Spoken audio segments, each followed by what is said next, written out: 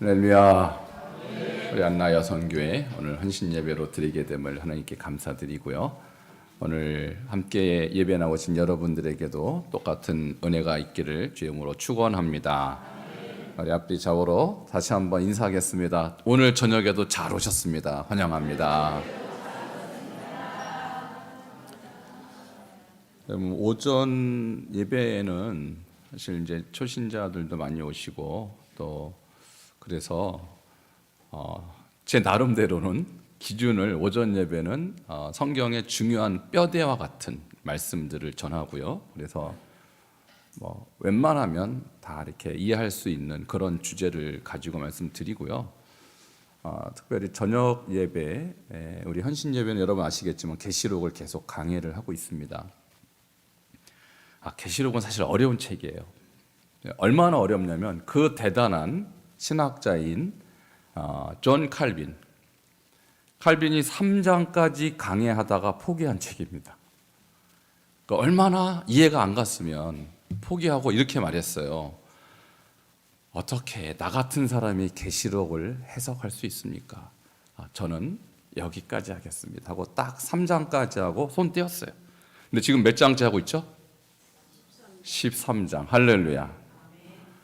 그러니까 여러분 요한계시록이 왜 그렇게 어렵냐면 딱히 신학자들이 우리가 소위 말하는 이 개신교의 주류 신학자들이 이거를 해석을 안 해놨어요. 그러니까 어떤 현상이 일어나냐면 이단들이 마음껏 이 메시지를 한마디로 왜곡시킵니다. 그래서 이단의 주 먹잇감이 바로 요한계시록이에요. 이것을 어떻게 해석하냐에 따라서 듣는 사람들이 거기에 혹하고 넘어가 버리면 그냥 쉽게 이단이 되는 책. 그래서 칼빈 이제 장로교회 사실 창시자이기 때문에 장로교회에서는 이 계시록을 잘 강해를 안 합니다. 왜? 자기의 최고의 리더가 안 했으니까 잘 못해요 이거를. 그런데 저는 이 계시록을 읽을 때 하나님께서 이런 깨달음을 주셨어요. 계시록을 지금까지 들어왔던 또는 지금까지 생각해왔던 모든 편견을 다 내려놓고 그냥 읽어라. 하나님의 말씀을 우리가 전혀 이해하지 못하는 책을 주실 리가 있을까요, 없을까요? 하나님의 말씀이 우리가 전혀 이해하지 못하면 어떻게 인간의 이해와 인간의 생각을 바꿀 수 있는 음성이 될 수 있겠습니까? 그러니까 하나님의 모든 말씀은 들으면 다 이해할 수 있도록 허락하신 줄 믿습니다. 그래서 저는 계시록은 쉬운 책이다. 자, 따라하십시다. 계시록은 쉬운 책입니다. 우리 옆에 분에게 계시록은 쉬운 책입니다. 어려워하지 마세요. 너무 해석을 너무 잘하려고 하니까 어려운 건데 그냥 읽기만 해도 해석이 되는 책, 이 안에 답이 다 있고요. 구약의 짝이 다 있어요. 그러니까 너무 계시록 어려워하지 마시고, 특별히 오늘 주제는 계시록의 가장 핫 주제입니다. 짐승의 표, 소위 666이라 하죠. 여러분 666표 보셨어요? 보셨어요? 없으니까 못 봤죠. 아직 666표가 안 나왔거든요. 근데 워낙 666이 유명하다 보니까 여기에 그냥 사람들이 두려워하기도 하고 이 짐승의 표를 받으면 나중에 천국 못 간다고. 그래서 초창기 때는 666표가 뭘로 주로 소개됐냐면 바코드. 여러분 여기에도 바코드 있죠? 바코드 띡 찍고 이게 얼마 가격이 나와요. 여러분 이게 바코드가 짐승의 666표일까요? 너무 상상력이 풍부한 거예요. 이거는 사람들이 너무 거기에 두려워하고 너무 질려갖고 막 어머 이거 바코드네 666 이렇게 돼버린 거예요. 여러분 하나님 말씀은 특히 계시록은 우리 두려움의 책이 아니라 소망의 책입니다. 그러니까 계시록을 통해서 우리가 얻을 수 있는 것은 뭐냐면 두려움이나 절망 이런 게 아니에요. 예수 믿는 사람은 주님 오시는 그날까지 소망 갖고 인내하라. 이게 주제입니다. 그렇게 쉬운 책을 왜 이렇게 왜곡하고 왜 이렇게 상상력을 발휘해서 어렵게 만드는지 모르겠어요. 자, 최근에는 666표를 또 베리칩이다. 베리칩이라는 얘기 들어보셨어요? 그게 뭐냐면 이제 여기 오늘 본문에는 나오지만 손목과 이마에 표를 받게 한다 이렇게 하니까 요즘 베리칩이라는 게 요즘 정말 나왔습니다. 그게 뭐냐면 손에다가 쌀알 만한 크기로다가 정보, 인체 정보를 여기다 입력하는 거예요. 그래서 이 사람이 어디를 가든지 다 추적이 가능한 거예요. 자, 그는 의학용으로 만든 것인데 그것을 보고 또 666이라고 또 난리가 난 거예요. 유튜브에 보면 666 그러면 다 베리칩이에요. 여러분 너무 상상력이 풍부하세요, 이분들도. 여러분 너무 미혹 당하지 마시기 바랍니다. 666은 그런 게 아니라고요. 자, 그렇게 단순하지 않다고요. 666이라는 게 제가 오늘 말씀을 통해서 구약을 몰라서 그런 현상이 나옵니다. 바코드니 베리칩이니 이게 짐승의 표다, 이게 666이다. 정말 답답합니다. 하나님 말씀은 그렇게 소설로, 영화로 만들면 안 됩니다. 자, 그러면 오늘 이 짐승의 표가 뭔지를 이해하려면 13장 전체를 아셔야 돼요. 13장 마지막 절에 666이 나오긴 하지만 1장 1절부터 끝절까지 사실은 전체를 아셔야 되는데 13장에 두 짐승이 나와요. 함께 따라 하시겠습니다. 두 짐승. 자, 첫 번째 짐승은 뭐고 두 번째 짐승은 뭔가. 짐승이 뭔지 알아야 666이 답이 나오는데 짐승에 대한 이해가 없이 무조건 666이에요 지금. 일단 첫 번째 짐승은요 1절부터 출현을 하는데요. 첫 번째 짐승부터 한번 보도록 하겠습니다. 자, 13장 1절 같이 읽겠습니다. 시작. 내가 보니 바다에서 한 짐승이 나오는데 뿔이 10이요 머리가 7이라.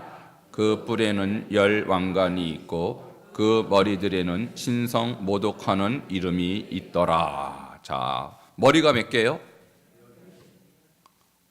머리는 7개, 뿔이 10개, 왕관도 10개. 그러니까 머리가 7이다. 어디서 많이 듣던 얘기 아닙니까? 자, 금촛대, 7개의 금촛대죠. 계시록 1장에 금촛대 사이에 거니시는 예수님. 그 촛대가 교회를 말하는 거거든요. 그런데 이 첫 번째 짐승도 7, 완전수. 그러니까 하나님을 따라하는 거예요. 그래서 항상 가짜는 진짜를 모방하고 따라합니다. 그래서 여기 완전수, 나도 완전해라고 일종의 기만을 하는 것이죠. 그런데 이 첫 번째 짐승이 어떤 능력을 갖고 있는가? 8절입니다. 8절 함께 보겠습니다. 시작. 죽임을 당한 어린 양의 생명책에 창세 이후로 이름이 기록되지 못하고 이 땅에 사는 자들은 다 그 짐승에게 경배하리라. 이 첫째 짐승은 강력한 권세를 갖고 있는데 한마디로 예수를 믿지 않고 예수를 믿더라도 나중에 예수를 떠난 자, 배교한 자, 계시록은 주제가 그 배교입니다. 배교한 자는 생명책에 기록이 못 되겠죠? 그 사람들은 이 짐승에게 경배한다라는 거예요. 자, 7개의 머리가 있고 10개의 뿔이 있고 왕관이, 그러니까 내가 왕이다 이겁니다. 이 첫 번째 짐승은. 그러니까 이 첫째 짐승의 정체는 한마디로 사탄입니다. 여러분, 사탄이 눈에 보입니까? 그런데 이 첫째 짐승을 사람들은 어떤 식으로 생각하냐면 여러 해석이 있었어요. 여러 해석이. 네로 황제다 이렇게 본 사람도 있고요. 히틀러다 이렇게 본 사람이 있고요. 교황이다 이렇게 해석하는 사람이 있어요. 다 소설입니다. 교황도 아니고 네로도 아니고 히틀러도 아니고 누구라고요?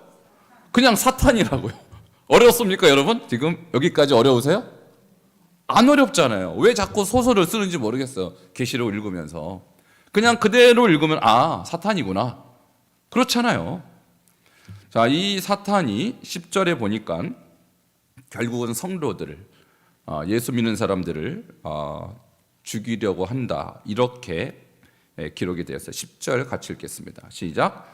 사로잡힐 자는 사로잡혀 갈 것이요 칼에 죽을 자는 마땅히 칼에 죽을 것이니 성도들의 인내와 믿음이 여기 있느니라. 이 첫째 짐승, 사탄이 하는 일은요 결국은 성도들을 박해하는 거예요.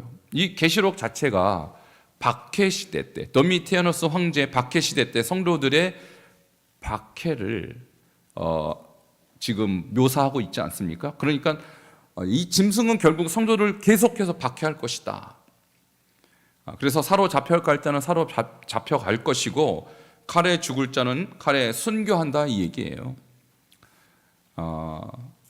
여러분, 우리 예수 믿는 초대교회 성도님들 그래서 정말로 잡혀갔고요, 정말로 칼에 죽었어요. 짐승의 밥이 되기도 하고요. 그럼에도 불구하고 끝까지 믿음 지킨 그 사람들은 하나님 나라에서 그리스도와 함께 1000년 동안 왕노릇하게 될 것입니다. 그래서 성도들에게 용기와 힘을 가져라. 자, 이 격려의 책이 요한계시록이에요. 그렇게 소설이 아니라는 거예요. 그런데 첫 번째 짐승까지는 여기까지 얘기 끝내서, 자, 첫 번째 짐승 누구라고요? 사탄이에요. 뭐 어렵게 생각할 필요 없습니다. 자꾸 사람으로 둔갑시키려고 하니까 계시록이 복잡해지는 거예요. 근데 11절부터는 두째 짐승에 나와요. 이 두째 짐승은 조금 더 우리가 심도 있게 봐야 할 내용이 있습니다. 자, 11절 같이 읽겠습니다. 시작. 내가 봄에 또 다른 짐승이 땅에서 올라오니 어린 양 같이 두 뿔이 있고 용처럼 말을 하더라. 두째 짐승은 첫째 짐승하고 좀 달라요. 자, 어떻게 생겼다고 그랬어요? 어린 양 같이 두 뿔이 있고, 그러니까 지금 누굴 따라하고 있어요? 예수님. 어린 양은 예수님이잖아요. 그러니까 첫 번째 짐승은 강력한 파워, 강력한 능력으로 드러나는 존재, 사탄이라면, 이 두째 짐승은 위장 전술을 써요. 나 사탄 아니야, 나 예수야 라고 자기를 포장하고 기만하는, 그러나 그의 본심은 마귀이기 때문에 용처럼, 말은 용처럼 한다는 거예요. 자, 겉보기는 예수처럼 생겼는데 말은 용처럼 한다.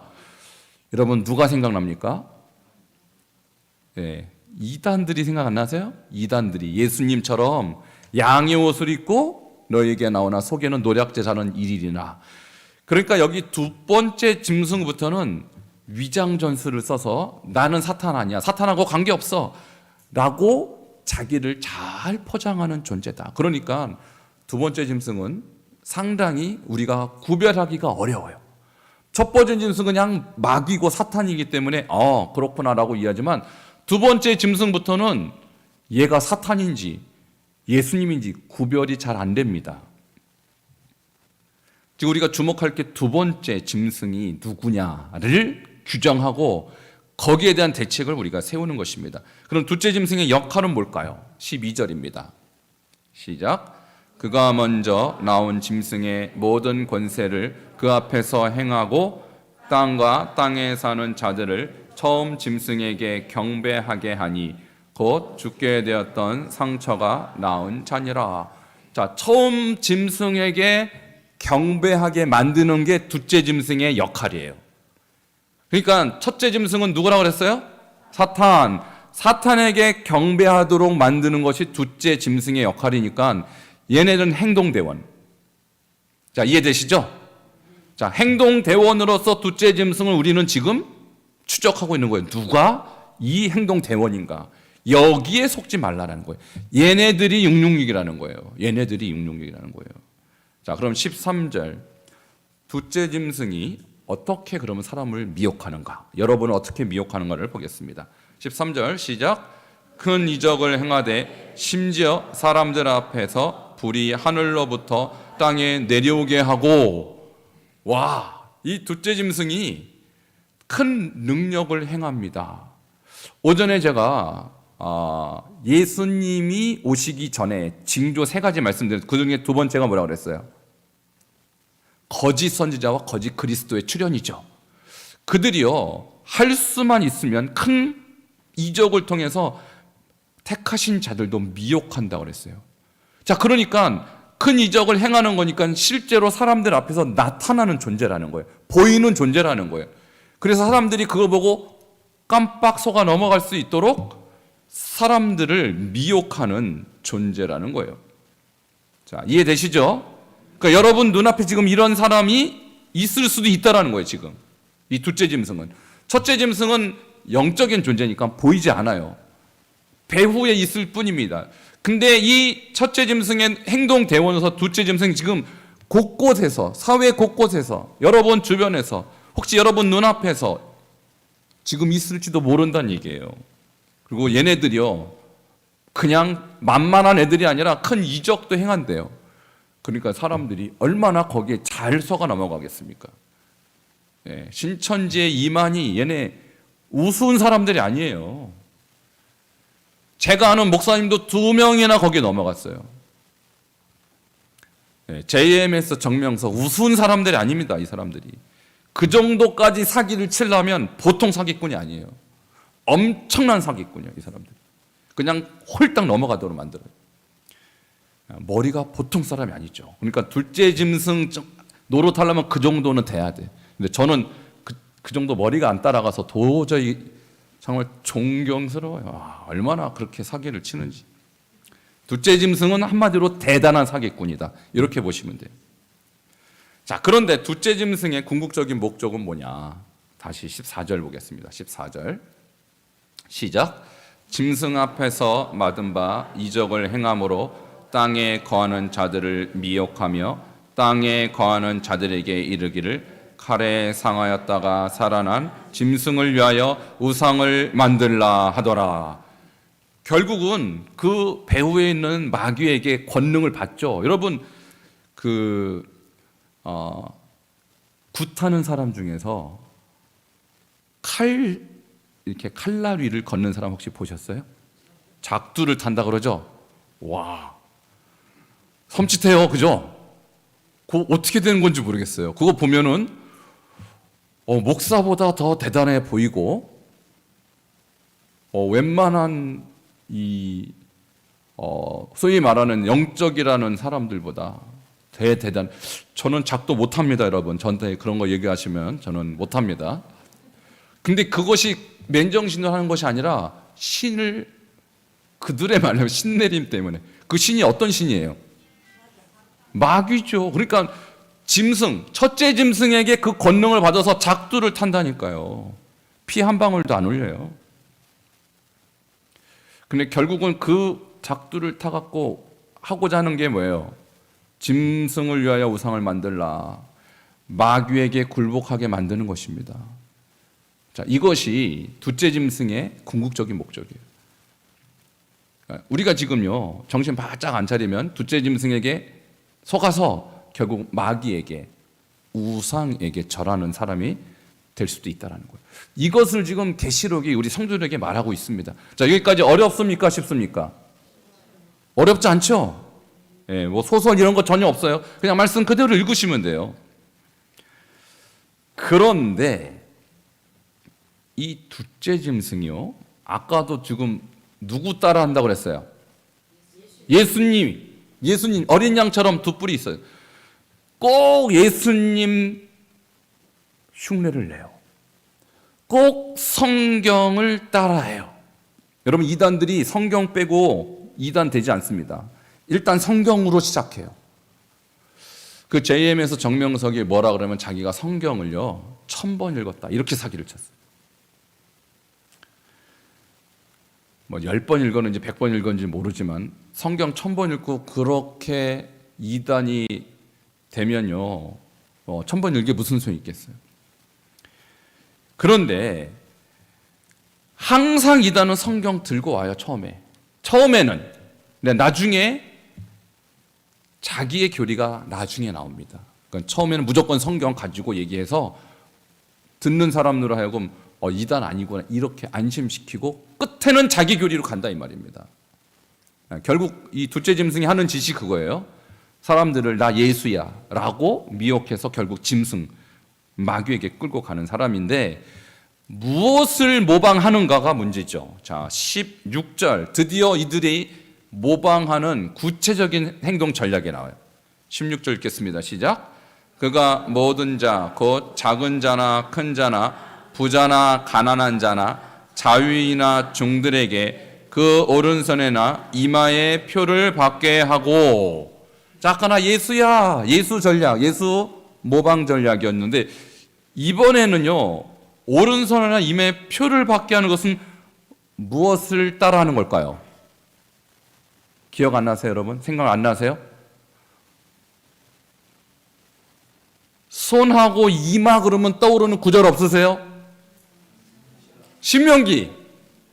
내 손목에 매어 기호를 삼고 내 미간에 붙여 표로 삼으며. 요거 떠오르죠? 자, 지금 못 따라하는 거예요, 지금. 신명기 6장 8절을 누가 따라해요, 지금? 둘째 짐승이. 야, 그러니까 완전히 이것은 성경대로 사는 사람처럼 보인다라는 말이에요. 신명기 6장 8절 볼까요? 신명기 6장 8절 같이 따라합니다. 같이 읽겠습니다. 시작. 너는 또 그것을 내 손목에 매어 기호를 삼으며 내 미간에 붙여 표로 삼고. 그러니까 여기서 손목은 뭐예요? 여러분, 행동할 때 뭐부터 나갑니까? 손부터 나가잖아요. 그러니까 손목에 말씀을 매라는 의미는 말씀이 행동의 시작이 되게 하라. 그러니까 말씀의 행동화를 말하는 거예요. 미간이, 이 눈썹과 눈썹 사이를 미간이라고 하잖아요. 이마를 말하는데요. 미간은요, 뭐 하는 곳입니까? 여기서 생각하는 곳이죠. 그러니까 이것은 생각의 시작이에요. 손목은 행동의 시작. 말씀 중심으로 사고를 하라, 그런 뜻입니다. 그래서 유대인들은 정말로 이 말씀을 그냥 그대로 문자적으로 지켜서 손목에도 뭔가를 메고 미간에도 뭔가 메고 날마다 기도해요. 자, 그림 하나 보여드리겠습니다. 이 그림 익숙하시죠? 자, 불과 1년 한 3개월 전에 제가 이 설교를 한 적 있는데 기억이 생생하시죠? 예, 아니어도 할 수 없고요. 자, 그때 제가 테필린의 축복이라고 말씀을 드린 기억이 저는 납니다. 어쨌든 여러분 잊어버렸을지 몰랐는데, 저기 지금 저 아이의 뭔가 머릿속에 뭘 맺죠? 저게 테필린이에요. 테필린. 손목에 뭔가를 맺죠? 자, 테필린이라는 것은요, 원래는 테필라, 기도하다라는 뜻인데 저 안에 성경 구절 4개가 들어있어요. 어떤 구절이냐면 신명기 6장 4절에서 9절, 신명기 13장 1절에서 10절, 그 다음에 11절부터 16절. 구절의 내용은 똑같아요. 내 손목에 매어 기호를 삼고 미간에 붙여 표를 삼아라. 이 구절이 들어있어요. 이 4구절에는. 테필린 명령이라고 하죠. 근데 유대인들은 왜 저것을 이마에 메고 손목에 매는가? 이 테필린이요, 유대인에게 이런 것입니다. 이스라엘의 민족 정신, 이스라엘의 신앙 계승을 이룬 하나님의 시스템이에요. 그래서 나라 없이 2000년간 돌아다니다가도 이 사람들은 테필린은 반드시 들고 다녔어요. 토라, 성경은 없잖아요. 그러니까 저걸 들고 다니면서 나는 하나님의 민족. 그래서 날마다 아이들하고 저 4구절을 달달달달 외웠다고요. 그것만 외웠겠습니까? 모세오경 전체를 도망 다니면서, 피해 다니면서 달달달달 외웠어요. 그러니까 언어를 안 잊어버렸죠. 자, 2000년 동안 흩어져 있는데 언어를 어떻게 기억할까요? 말씀을 암송해서 그래요. 말씀 암송해서. 그래서 1948년도에 유대인이 다시 모였지 않습니까? 30개 나라에 흩어져 살았는데 언어는 똑같아요. 어떻게 그렇게 똑같을까요? 말씀을 히브리어로 암송했기 때문이에요. 그러니까 이 테필린이라는 것은 뭐냐면 말씀의 내면화, 자, 내 미간에, 자, 그리고 내 행동의 중심, 생각의 중심에 뭐가 있는 거예요, 지금? 하나님의 말씀, 심지어 나라 없이도 떠돌아다니면서, 도망 다니면서도 하나님 말씀은 떠나지 않았다라는 거예요. 그래서 말씀이 내면화되고, 말씀이 체질화되고, 말씀이 생활화되도록 만든 비결이 뭐냐고요? 테필린에 있다, 테필린. 그러니까 우리나라는 성경을 보더라도 뭐 손목에 메고 미간에 붙여? 뭘 붙여? 그냥 아무것도 안 붙여요, 우리는. 아무것도 안 매요. 근데 쟤네들은 그대로 따라해요, 저 사람들은. 무서운 사람들이에요. 행동의 민족이에요. 동사의 민족. 말씀을 보면요, 말씀에 있는 동사를 순종해요. 우리는 그냥 피상적으로 그렇구나 하고 넘어가잖아요. 저 사람 넘어가는 법이 없어요.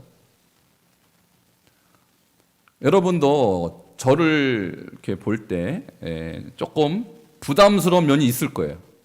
어떤 면이 그러냐면, 저도 사고 자체가 히브리적입니다.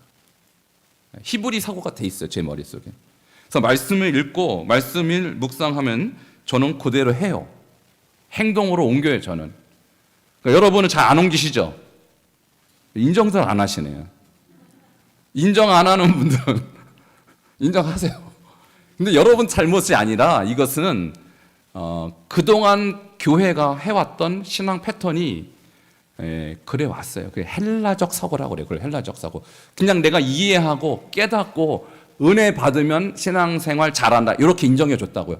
헬라적 신앙생활이에요. 근데 히브리적 신앙생활은 뭐냐면, 읽고 깨달았으면 순종해야 돼요. 행동까지 옮겨야 돼요. 행동되지 않은 것은 내가 아직 그 말씀 모르는 거예요. 이게 히브리 사고예요. 그러니까 유대인은 지금도 동사 민족이에요. 동사가 있으면 그대로 따라하는 거예요. 따라하지 못하면 아직 모른다, 이렇게 치는 것입니다. 그래서 유대인들은 그대로 행했더니 2000년 동안 신앙도 안 잊어버리고 민족성도 안 잊어버리고 언어도 안 잊어버리고, 그래서 나라를 다시 찾게 된 것입니다. 할렐루야. 그러니까 이 말씀이 우리에게 주는 교훈은 뭐냐면, 666은요 마귀의 테필린이라는 거예요. 한마디로 마귀의 테필린. 우리는 하나님의 테필린, 말씀의 테필린을 가지고 산다면, 사탄은 사탄의 테필린을 지금 사람들에게 적용하고 있고, 사탄의 테필린으로 사람들을 어떻게 하고 있어요? 저렇게 해갖고요, 우리는 말씀의 내면에, 거기는 거짓의 내면화, 사기의 체질화, 그리고 도둑질의 생활화, 이렇게 산단 말이에요. 이게 666이라고요, 이게. 자, 이해되셨습니까? 그러니까 구약을 모르면 계시록도 알 수가 없어요. 해결이 안 돼요. 해설이 안 돼요. 그러니까 마귀가 그 테필린을 지금 따라하는 것입니다. 하나님의 백성은 말씀으로 내면화, 말씀의 체질화, 말씀의 생활을 하니까 우리는 거짓을 내면화하고 거짓을 체질화하고 거짓을 생활하자, 이렇게 간다는 얘기죠. 자, 속지 마시기 바랍니다. 자, 뇌가 얼마나 중요한지. 미간이 왜 손목이고 왜 미간이냐? 미간에 비밀이 있어요.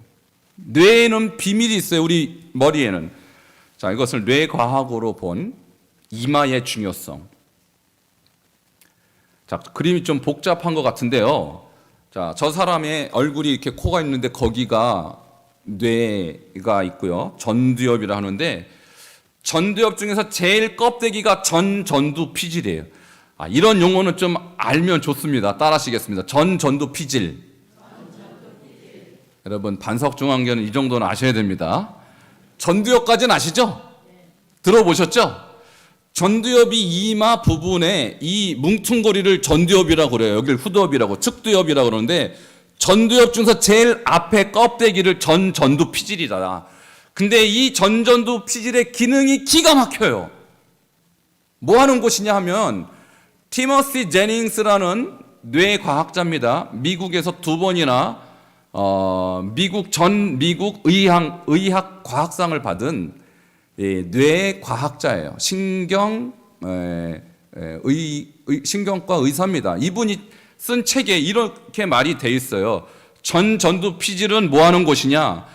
인간의 사고가 하나님을 깨닫고 사랑을 경험하고 하나님과 교제하는 부위, 이게 전두 피질이라는 거예요. 우리는 하나님 그러면 영적인 영역으로만 생각했죠. 당연하죠. 영적이지만 영적인 영역도 우리의 두뇌하고 연결이 돼 있어요. 자, 하나님 그러면 어떤 느낌이 있을 거 아니에요. 그죠? 하나님에 대한 지식이 있을 거예요. 어디에서 그걸 깨닫느냐는 거예요. 신적 지식, 신적 어떤 이 경험, 신적인 어떤 사랑, 여기서 어디서 경험하느냐. 우리 마음이 경험하는 게 아니라 전두 피질이 경험한다라는 거예요. 이게 뇌과학이 발달하면서 신앙과 우리의 두뇌가 연결되어 있다. 이것이 지금 계속해서 밝혀지고 있어요. 자, 그래서 왜 내 손목에 메고 이마에 붙이라고 했을까? 이 말씀이. 하나님 말씀이요, 우리 전전도 피질에 착상이 되면 하나님을 경험하게 되는 것입니다. 하나님의 사랑을 깨닫게 되는 것입니다. 조금 어렵죠? 이제 우리 저녁에 나오시는 분들의 수준이 있으시기 때문에 말씀드리는, 오전에 하시면 대부분 좋을 거예요, 아마 이 얘기하면. 근데 여러분 꼭 아셔야 돼요.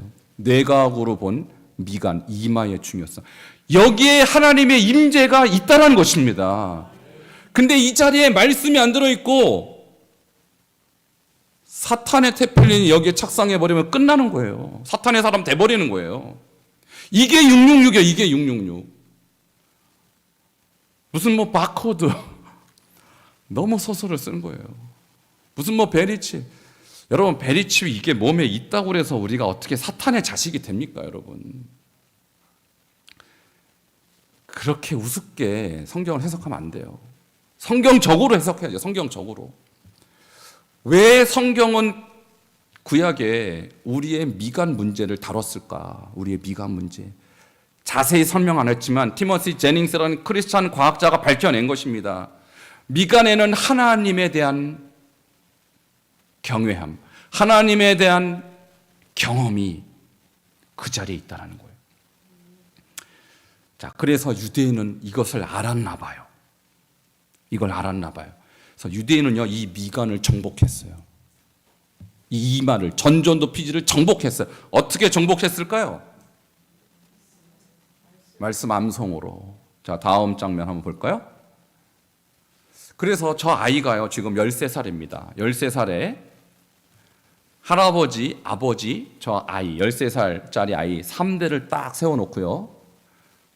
제사장이 이 아이는 오늘부터 말씀의 자녀, 계명의 자녀라고 선포하는데 조건이 있어요. 무슨 조건이냐? 이 아이가 모세오경, 창출, 레민신, 창세기, 출애굽기, 레위기, 민수기, 신명기, 모세오경 5845절을 다 암송해야 계명의 아들이라고 선포해줘요. 이때 가족들, 친척들, 친구들이 다 모여서 이 아이한테 축복해주거든요. 마치 우리나라의 성인식과 같은 그런 의식입니다. 근데 13살에 그걸 해요. 그러면 사람들이요, 축복해주는데 우리 보통 어떤 그런 축복의 행사에 오면은 그냥 오지 않고 돈 봉투 들고 오죠. 보통 이런 아이가 한번 그런 행사를 하면 한 2천만 원 정도 한마디로 축의금을 받습니다. 그러니까 인생이 벌써 13살에 2천만 원. 뭐 여러분 놀라지도 않네요. 그래, 13살짜리가 2천만 원 쥐고 뭐 하냐? 아버지가 투자를 가르쳐요, 투자. 그래서 고등학교쯤 되면 이게 한 1억쯤 돼요. 놀라지도 않네요. 그러니까 애들이 시작부터 1억 가지고 시작한다고요. 다른 애들은 대학 들어가면서 빚져요, 빚져. 빚쟁이로 시작하는 얘네들은 1억을 가지고 시작한다고. 하나님 말씀 사랑하면 재물도 주십니다. 이렇게 해갖고 13살 때 이미 이 미간 안에, 전전도 피질 안에 하나님 말씀이 완전히 얘네들 다스려버려요. 그리고 18살쯤 되면 그 외에 구전율법, 미드라시, 토라의 해설서죠, 탈무드, 이걸 싹 다 외워버려요. 여러분, 이런 애들하고 어떻게 상대가 되겠습니까? 다른 사람들이. 근데 우리나라 교육은 어떻습니까? 우리나라 교육은 국영수 과 네, 이런 거 점수 잘 받으면 훌륭한 아이. 근데 미간 안에는 들어있는 게 없어요. 이런 애들은 지금 별 볼 일 없는 애들이에요, 사실은. 근데 유대인만 이러냐? 아닙니다. 이슬람도 마찬가지예요. 다음 그림 보면 이슬람은요, 기독교 성경을 따라한 따라쟁이. 그래서 유대인은 그대로 따라했어요. 6살쯤 되면 하루에 5번 기도합니다. 5번. 시간마다 기도하는데 기도의 내용이 뭐냐? 주여 주시옵소서, 이게 아니라 코란 전체 중에서 중요한 데를 암송하는 거예요. 무섭습니다. 8살쯤 된 라마다 30일 동안 새벽부터 저녁까지 아무것도 안 먹고 금식 참여하고요. 12살쯤 되면 어른처럼 신앙생활해요.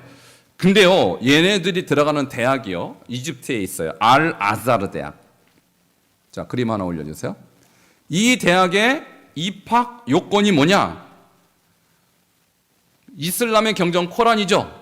그 코란을 처음부터 뚜껑까지 끝에서 끝까지 다 암송한 애들만 저 대학에 지원할 수 있어. 지원.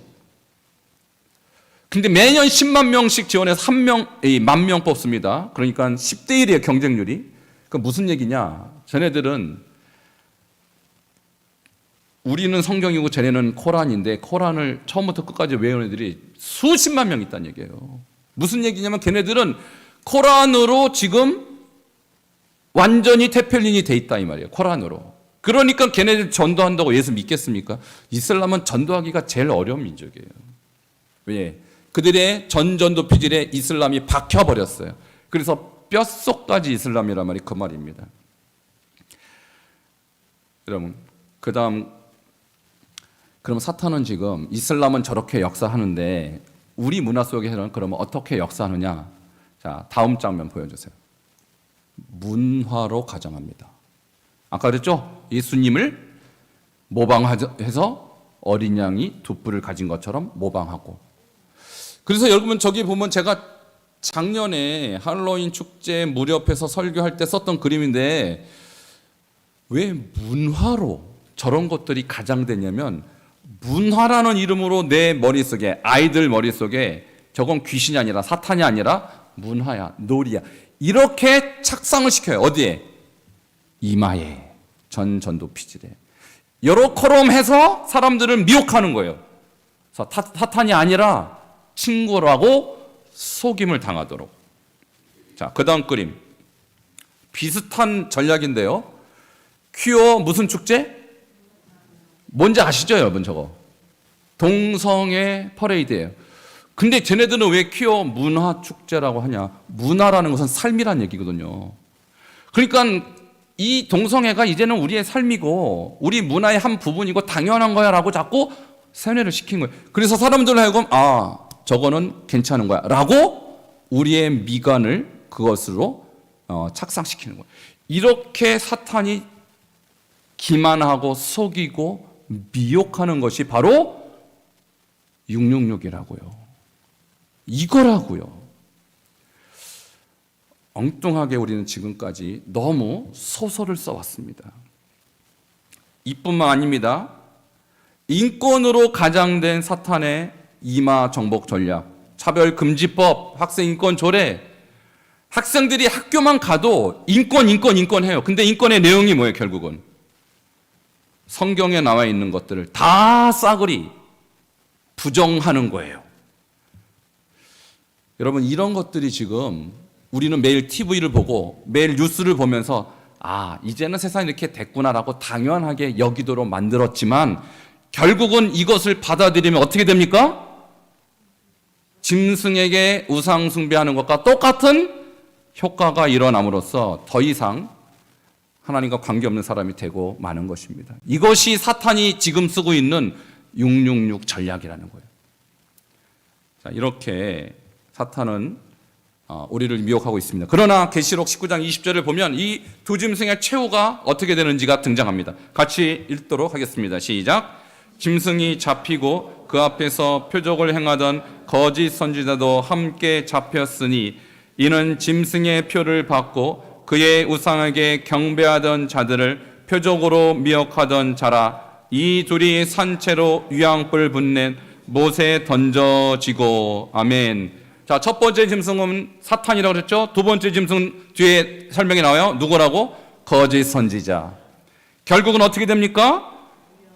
산채로 유황불 붙는 못에 던져집니다. 할렐루야. 여러분 말씀을 듣고 이제 깨달으시기 바랍니다. 그렇구나. 문화로 또한 여러 가지 이 선한 모습으로 여러 가지 광명한 찬사로 드러나는 이 사탄은 결국은 하나님께서 유황불로 던져 버리실 텐데 거기에 속으면 같이 던져지는 거예요. 여러분, 그래서 날마다 말씀 주야로 묵상하십시오. 말씀으로 체질화 되십시오. 말씀의 생활화가 되십시오. 그래서 여러분은 말씀의 테필린의 삶을 살아야 되고, 마귀는 지금 마귀의 테필린을 사람들에게 자꾸 적용하고 있는 거예요. 오늘 이 말씀 듣고 깨달으시고 여러분 끝까지 말씀의 테필린으로 승리하는 여러분 되시고, 특별히 안나 여성교회 되기를 주 이름으로 축원합니다. 기도하겠습니다.